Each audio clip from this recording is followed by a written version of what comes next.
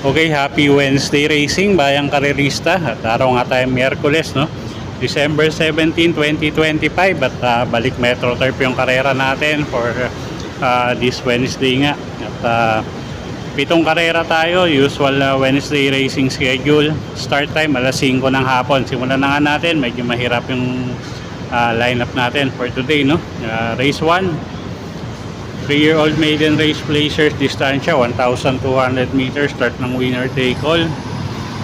First choice numero 1, Whirlwind, gagabayan niya ni Bogie Henson. Pag nauna, tingin ko malaki panalo niya, no? At second choice natin yung numero 6 na rin, isa rin matuling kalahok, Golden Andalay.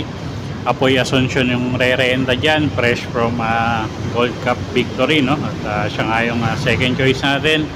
At pwedeng pangsama yung kalahok numero 8 na si Marvelous Jella, gagabayan naman ni si Aspar Jr. Okay, so sa race 1, first choice nga numero 1, Whirlwind. Second choice numero 6, Golden Andalay. At third choice nga natin yung kalahok numero 8, pwedeng pangsama yan, pang dehado, numero 8 nga, Marvelous Jella. Okay, race 2 tayo.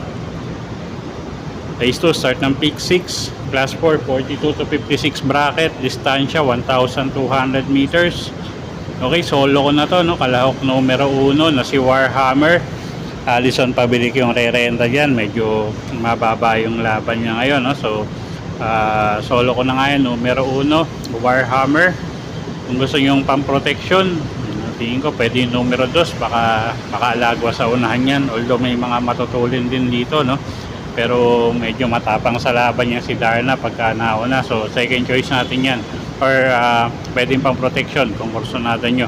Okay, so sa race 2, single ko na nga yan, numero 1, Warhammer.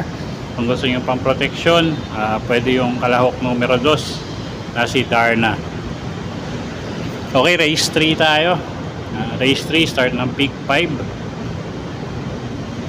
class 5, 17 to 41 bracket, 1,200 meters ang distansya. First choice numero 8, Shining Thunder, gagabayan niya ni Apprentice Rider RC Simasio. At tingin natin, medyo lamang yan, no? Maganda pa yung post position niya. So first choice numero 8, Shining Thunder. Second choice, kalahok numero 4 na si Johnny Bunny, gagabayan naman ni Noel Lunar.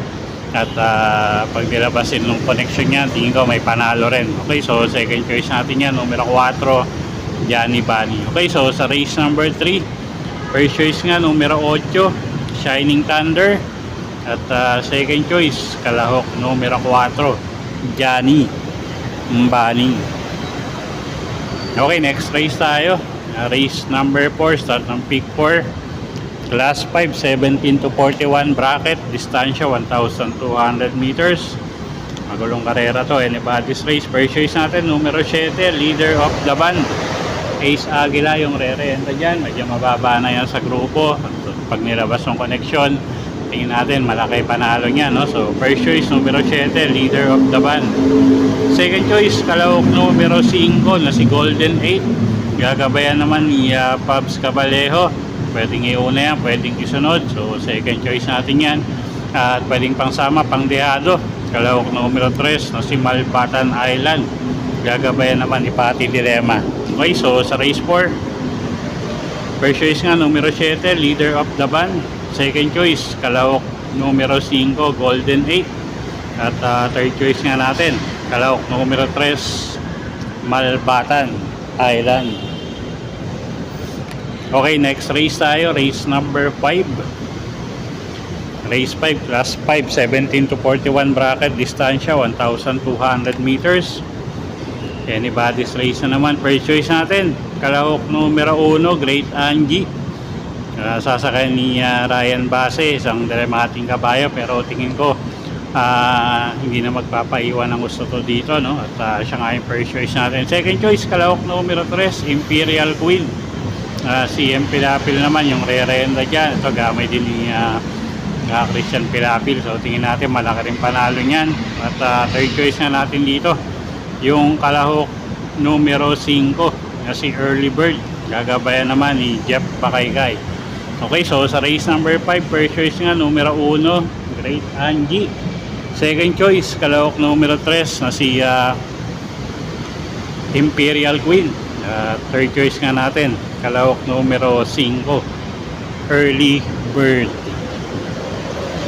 Okay, race number 6 tayo, penultimate race, class 4, 42 to 56 bracket, distansya 1,200 meters.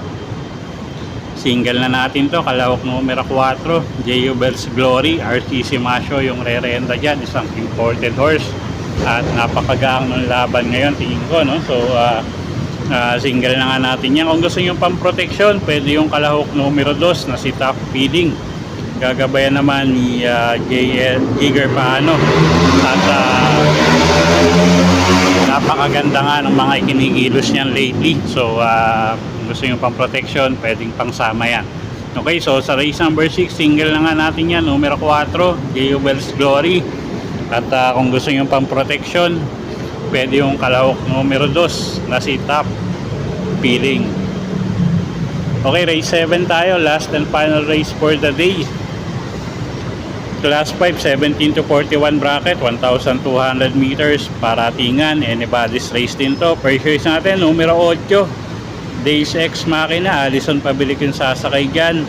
Maganda post position, isang dramatic, or pwede isabay yan, no? At yun nga, gamay naman ni Alison Pabilik yan, so tingin natin medyo malaki panalo nyan.